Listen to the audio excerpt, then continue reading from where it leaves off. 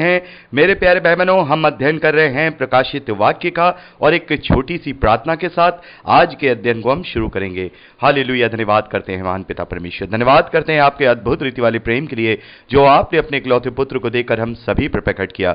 धन्यवाद करते हैं महान पिता परमेश्वर आपके अनुग्रह के लिए, आपके महान प्रेम के लिए, आपकी तमाम आशीषों के लिए।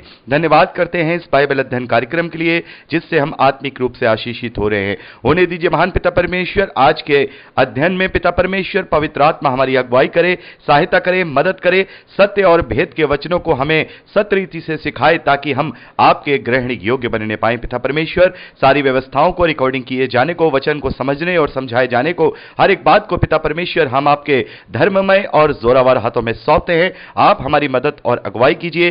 सारा आदर और महिमा देते हैं और इस प्रार्थना को यीशु के सामर्थ्य और मीठे नाम में मांगते हैं, आमीन।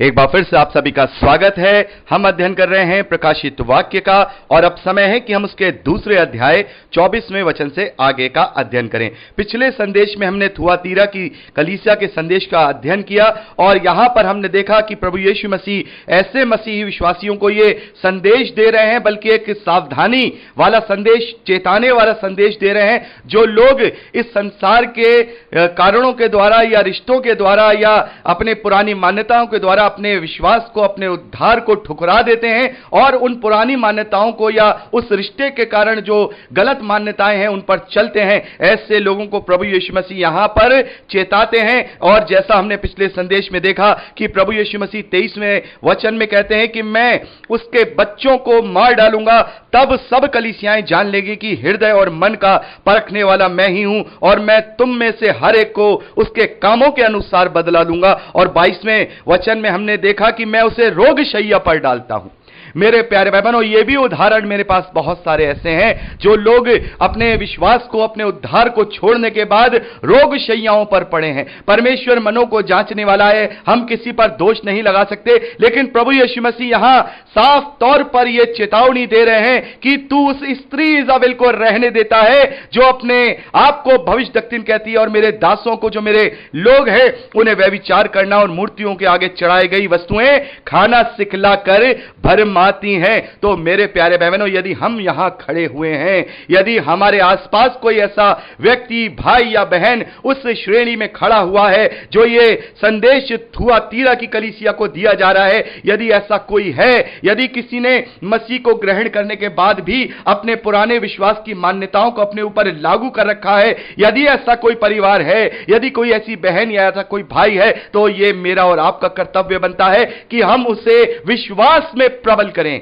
हम उसे अपनी संगति में लेकर उसे विश्वास में प्रबल करें। और कितना बड़ा क्रोध और कठोर शब्द यहां पर प्रभु यीशु मसीह ने दिए हैं, लिखे हैं। हमने सुसमाचारों में, हमने पत्रियों में पढ़ा, प्रभु के प्रेम को पढ़ा, प्रभु के अनुग्रह को पढ़ा, प्रभु के बलिदान को पढ़ा, लेकिन मेरे प्यारे भाई बहनों, प्रभु यीशु मसीह जितना प्रेम करने वाला है, क्योंकि उसका परमेश्वरीय गुण है। अभी हम जब चौथे अध्याय में प्रभु यीशु मसीह परमेश्वर के सिंहासन का जब हम वहां पर वर्णन देखेंगे तो वहां हम देखेंगे परमेश्वर के प्रेम को और साथ में परमेश्वर के उस क्रोध को भी। तो परमेश्वर कभी नहीं बदलता, परमेश्वर जैसा था वैसा ही रहेगा। परमेश्वर प्रेम करने वाला भी है तो परमेश्वर क्रोध करने वाला भी है। और यहां पर हमने देखा उस प्रभु यीशु मसीह ने अपने आप को जो रिप्रेजेंट किया है, उसकी आंखें आग की ज्वाला के समान है। आग की ज्वाला, आंखों में आग की ज्वाला उस सच्चे न्याय को दर्शाती हैं, उस क्रोध को दर्शाती हैं जो उसके विरोध पर चलने वाले हैं। इसीलिए प्रभु यीशु मसीह ने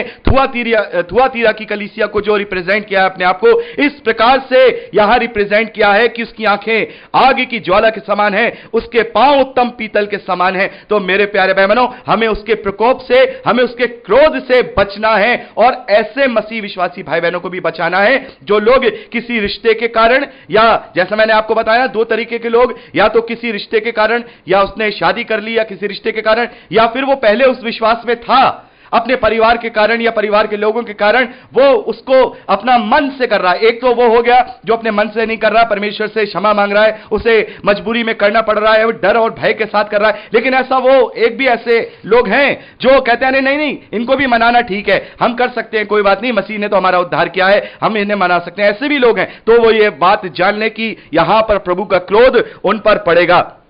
24वें वचन में प्रभु यीशु मसीह यूहन्ना से लिखवाते हैं, पर तुम थुआतीरा के बाकी लोगों से जितने इस शिक्षा को नहीं मानते और उन बातों को जिन्हें शैतान की गहरी बातें कहते हैं नहीं जानते, ये कहता हूं कि तुम पर और बोझ ना डालूंगा। तो मेरे प्यारे भाई बहनों, यहां प्रभु यीशु मसीह कहते हैं, यदि तुम ऐसा नहीं करते हो, यदि तुम ऐसा नहीं करते हो, ऐसी परिस्थिति में तुम रह करके भी ऐसा नहीं करते हो, तो मैं तुम पर और बोझ नहीं डालूंगा। मेरे प्यारे भाई बहनों, यहां साफ तौर पर प्रभु यीशु मसीह के अनुग्रह को भी यहां समझिए। अभी क्रोध को तो समझा हमने, अभी हमें उसके अनुग्रह को भी समझना है। यदि हम मान लीजिए, यदि कोई बहन ऐसी है, यदि उससे कोई गलती हो गई और उसने किसी दूसरे विश्वास के व्यक्ति के साथ विवाह कर लिया और वहां पर वो नहीं चाहती है कि वो अपने विश्वास को छोड़े, तो वहां प्रभु कहते हैं कि लेकिन मैं तेरे साथ रहूंगा, तू ऐसा करने की पहले सोच तो सही, पहला अपने आप को इतना प्रबल कर तो सही। प्रभु कहते हैं कि मैं तुम पर और बोझ नहीं डालूंगा, मैं तुम्हारे लिए कोई ऐसा रास्ता निकालूंगा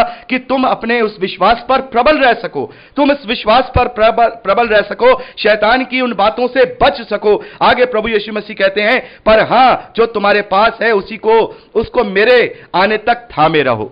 इस वचन को भी बड़े ध्यान से सुनिए, उन बहनों के लिए, उन भाइयों के लिए जो लोग मजबूरी में हैं, जो लोग चाहते हैं कि नहीं हमें ये सब चीजें नहीं करनी, लेकिन वो अपने घर को बचाने के लिए या मजबूरी में उस चीज को कर रहे हैं। लेकिन यहां प्रभु कह रहे हैं कि मैं तुझ पर और बोझ नहीं डालूंगा, तू अपने मन में मुझे स्वीकार करता रहे, अंगीकार करता रहे और इन बातों से बचा रहे। और प्रभु यीशु मसीह कह रहे हैं कि जो तेरे पास है उसे मेरे आने तक थामे रहे, उससे मत खो, उससे मत खो। अगर वो करता है, तेरा कोई साथी है, मान लीजिए एक उदाहरण दे रहा हूं कि यदि किसी बहन ने शादी कर ली और उसका पति वो सारी चीजें मानता है, अपने पुरानी चीजों का या उसके जो धर्म की चीजें मानता है उसे मानने दो, लेकिन तुम अपने आप में बनी रहो, तुम अपने आप में पक्की बनी रहो, तो भी प्रभु तुम पर बोझ नहीं डालेगा। प्रभु तुमसे ये नहीं कहेगा कि तुमने उससे शादी क्यों की थी। यदि तुम अपने विश्वास में बने रहोगे, यदि तुम विश्वास के लिए सब कुछ त्याग कर दोगे, यदि तुम विश्वास में बने रहोगे, तो प्रभु यीशु मसीह कहते हैं कि जो तेरे पास है, जितना विश्वास तेरे पास है, जितनी मान्यता कह रहा हूं, जितना वचन तेरे पास है, उसे थामे रहे,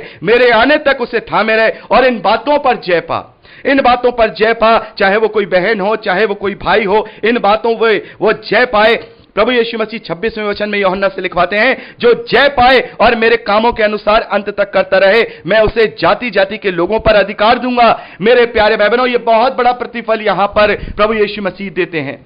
यदि हम ऐसी विपरीत परिस्थितियों में जय पा जाएंगे, यदि हम इनके ऊपर काबू कर लेंगे, यदि हम प्रभु यीशु मसीह के अनुग्रह को सबसे ऊपर प्रायोरिटी देंगे, तो प्रभु यीशु मसीह यहां उसका प्रतिफल कहते हैं, मेरे कामों के अनुसार अंत तक करता रहे, तो मैं उसे जाति जाति के लोगों पर अधिकार दूंगा, जाति जाति के लोगों पर अधिकार दूंगा। 27वें वचन में प्रभु कहते हैं, और वह लोहे का राजदंड लिए हुए उन पर राज्य करेगा, जिस प्रकार कुम्हार के मिट्टी के बर्तन चकनाचूर हो जाते हैं, मैंने भी ऐसा ही अधिकार अपने पिता से पाया है और यह अधिकार मैं उन्हें दूंगा। मेरे प्यारे भाई बहनों, यदि हम ऐसी परिस्थितियों में उन पर जय पालेंगे, प्रभु यीशु मसीह उसका प्रतिफल हमें इस अद्भुत रीति से देगा। जब हम प्रभु यीशु मसीह के 1000 साल के राज्य के विषय में देखते हैं, तो वहां प्रभु यीशु मसीह के साथ बहुत सारे सिंहासन होंगे और प्रभु यीशु मसीह कह रहे हैं कि ऐसे लोगों को मैं राज्य पर राजदंड लिए हुए जाति जाति के लोगों पर अधिकार दूंगा।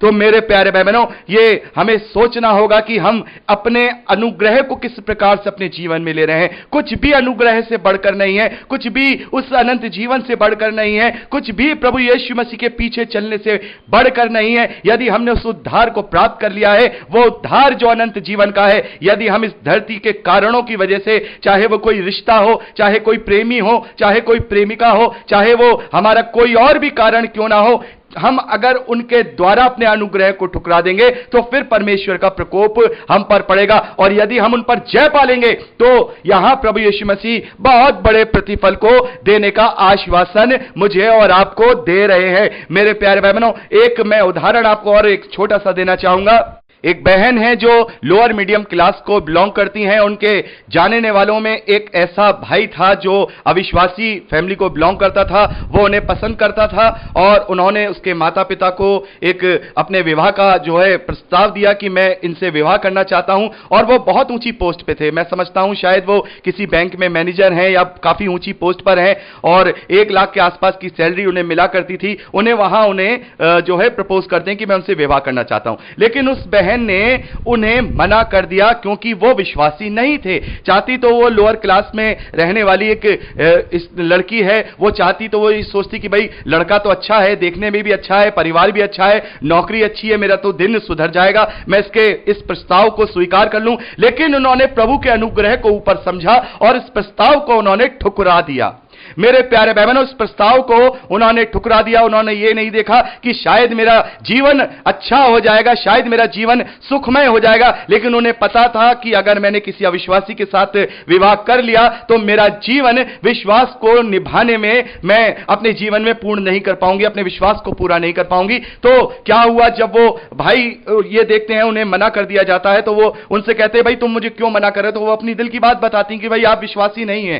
तो उन्होंने कहा कि मैं भी जानना चाहता हूं कि ऐसा कौन सा तुम्हारा विश्वास है जिसके कारण तुम इतना अच्छा रिश्ता ठुकरा रही हो। तब वो प्रभु के बारे में उन्हें बताती हैं, प्रभु के बारे में उन्हें बताती है। और हम कहते हैं कि प्रभु का वचन कार्यवंत होता है, और जब उन्होंने प्रभु के बारे में उन्हें बताया तो प्रभु का कार्य उनके मन में हुआ, जो बीज उनके मन में डाला गया वो फलवंत हुआ, और उन्होंने सच्चे दिल से प्रभु को ग्रहण कर लिया, सच्चे दिल से वो मसीह विश्वासी बन गए और उन्होंने बपतिस्मा लिया, सारी चीजें वहां की। फिर साल 2 साल के बाद जब वो सच्चे मसीह विश्वास में आ गए, उनके विश्वास को जब उस बहन ने देखा कि ये विश्वास में प्रबल हो गए हैं और ये विश्वास में हैं, तब उन्होंने एक बार फिर से उन्हें प्रपोज किया, और तब उन्हें कोई परेशानी नहीं थी क्योंकि अच्छा रिश्ता है और विश्वासी भी है, और आज वो बहुत ही अच्छी तरह से अपने जीवन का यापन कर रहे हैं और दोनों ही विश्वासी परिवार में हैं, उनके बच्चे भी विश्वास में हैं और वो अच्छी तरह से प्रभु के अनुग्रह को समझने पाए। तो ये त्याग और ये जय पाना हुआ, यहां ये जय पाना हुआ, और वहां पर उन्होंने इन बात पर जय पाई। और इन्हीं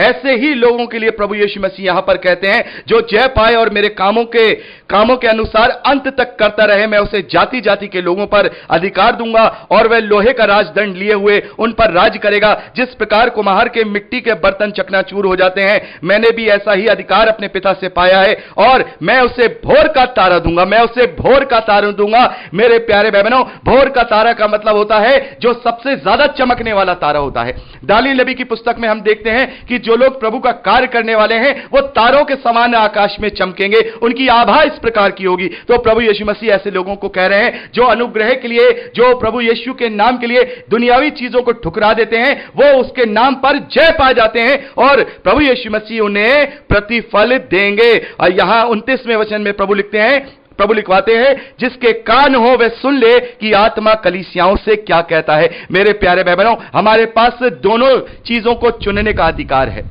हम अनंत जीवन को चुन लें, प्रभु यीशु मसीह के प्रतिफल को चुन लें, या फिर उस क्रोध को चुन लें, या शैतान के भरमाए हुए जाल को चुन लें, या उस इजाबेल को चुन लें, या फिर हम प्रभु के वचन और उसके अनुग्रह को चुन लें। तो यह हमारे ऊपर है। तो मेरे प्यारे बहनों, मैं जानता हूं बहुत सारे भाई बहन यहां अपने आप को इस जगह खड़ा हुआ पाएंगे। तो यह समय है, यदि वचन हमारे जीवन में कार्य कर रहा है, यदि वचन हमारे जीवन में यह कह रहा है, सावधान कर रहा है, तो अभी भी समय है कि हम अपने मन को फिराएं और प्रभु यीशु मसीह हमें और बोझ में नहीं डालेंगे, बल्कि जो हमारे पास है यदि हम उसे थामे रहे, तो जिस प्रतिफल के विषय में यहां यीशु मसीह आश्वासन दे रहे हैं, ऐसे मसीही विश्वासियों को वो प्रतिफल प्रभु यीशु मसीह देंगे। तो मेरे प्यारे बहनों, यहां हमने थुआतीरा की कलीसिया के संदेश को देखा।